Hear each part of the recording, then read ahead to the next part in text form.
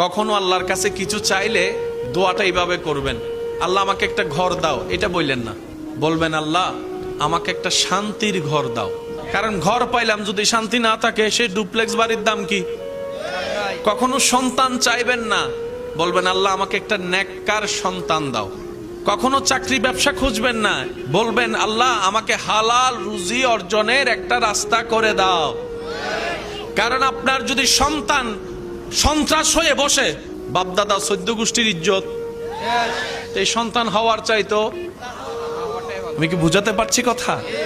এবার দেখেন আল্লাহ এমন দয়াবান, যারা নামাজ পড়ে তাদেরকেও দেয়, যারা নামাজ পড়ে না তাদেরকেও দেয়। কিন্তু দুই দেওয়ার মধ্যে পার্থক্য আছে। যারা আল্লাহ শুকরিয়া করে তাদেরকে আল্লাহ বাড়িয়ে দেয় এবং পরকালের সওয়াবও দেয়। এটা সবাই পায়?